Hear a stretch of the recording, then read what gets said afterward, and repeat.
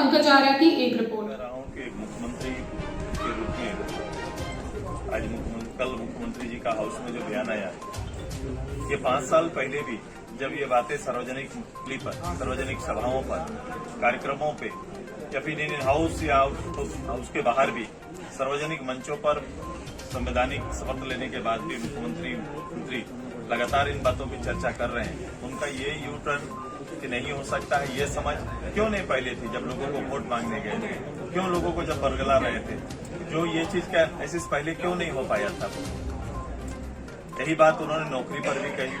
पिछले पूरा वर्ष हाउस के अंदर पब्लिक डोमेन पर जाकर उन्होंने स्पष्ट रूप से कहा था कि मैं पिछला पूरा मेरा नियोजन वर्ष है और मैं पूरा साल भर में 5 लाख नौकरियां दूंगा। ये स्पष्ट आपके अखबारों में भी है, आपके विजुअल में भी होगा और हाउस में भी रिकॉर्ड। कल उसका नया डिफिनेशन आ गया। वो कह रहे हैं कि मैंने नौकरी नहीं कहा था, मैंने रोजगार कहा था। ये इस तरह से एक दायित्व पद में रहने वाले नेतृत्वकर्ता या राज्य चलाने वाले मुख्यमंत्री का इस तरह से वर्षन होगा तो फिर ये विश्वास नाम की जो कड़ी है पब्लिक में या युवाओं के बीच में ये जाती है। और हम लोग हर बार इस बात को लेकर चेतावनी देते रहते थे, ये सरकार वादा ही करेगी, ये सरकार गलत बातों का प्रचार कर रही है, सरकार गलत वायदे कर रही है। तो जितने भी वायदे और पोथी पढ़ी गई जिसके बल पर भ्रम फैलाकर लोगों को वोट लिया गया, वो सारे भ्रम है। कोई भी काम, एक भी मिशन इनका नहीं हो रहा है, एक भी काम में सरकार आगे नहीं बढ़ रही है। आपने देखा होगा कि मैं तो कह रहा था कि 3 लाख का आवास देने की बात कही थी। आपने देखा कि 3 लाख का आवास 2.5 साल तक किसी गरीब को नहीं मिला। 50,000 का एक टोकन देके छोड़ दिया गया। तो इस तरह से जितनी भी कमिटमेंट है इनके सारे धोखे हैं। वोट लेने के लिए बनाया हुआ एक पोथी था। और मैं पहले भी इसलिए कहा था कि शपथ पत्र पार्टी का बने तो शपथ पत्र पर सबसे पहले ये चुनाव आयोग में होना चाहिए, कोई ऐसा एजेंसी तैयार होना चाहिए ताकि गलत शपथ पत्र के आधार पर लोगों को बरगला ना पाए, युवाओं को न बरगला, वोट न ले पाए। जगन्नाथ महतो का कहना है कि हम इसका एकदम ये इनके मुख्यमंत्री के बोलने के बाद उनके बोलने का क्या अर्थ रह जाता है, हमको ये बता दीजिए। जब उनके हेड बोल रहे थे तो खड़ा होकर वहीं पर टोकते कि ऐसा नहीं था, या फिर उनको तो छोड़ देना चाहिए था। यहाँ पर मुख्यमंत्री के सलाहकार का भी नाम आ रहा है लीड में, पट्टा उनके नाम से। लगातार हम लोग इस बात को कर, सरकारी संसाधन का दोहन 2.5 साल से हो रहा है। पहले अधिकारियों का ट्रांसफर पोस्टिंग, उसके बाद सरकारी संसाधनों का दोहन। यही संगठन है जो राज्य की संपदाओं की लूट को लेकर वर्षों से बात और चर्चा करते रहे। आज नेतृत्व आया सामने तो लूट का नेतृत्व खुद करने लगे। और नेतृत्व ऐसा नहीं, मैं किसी अधिकारी को दोष नहीं दे सकता। मैं हमेशा कहता हूं कि सरकारी अधिकारी संलिप्त हैं, सरकारी लोग संलिप्त हैं, सरकार के नेता संलिप्त हैं।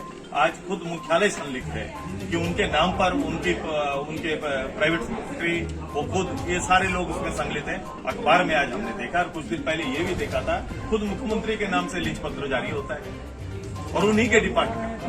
ये कौन सा व्यवस्था है और किस तरह से यहाँ के सरकारी संसाधनों का और इस राज्य को इस ओर ले जाना चाहते हैं, ये पब्लिक देख रही है। हम इसका विरोध करेंगे। हम लगातार कह रहे हैं कि हम लोग ने इसीलिए घेराव किया था, तब तो इस तरह से व्यवहार किए जैसे कोई अपराधी आ रहा है। जिन विषयों को लेकर कर रहे थे, हम लोग ने 14 तारीख को पूरे प्रदेश भर में जेल भरो आंदोलन तय किया है।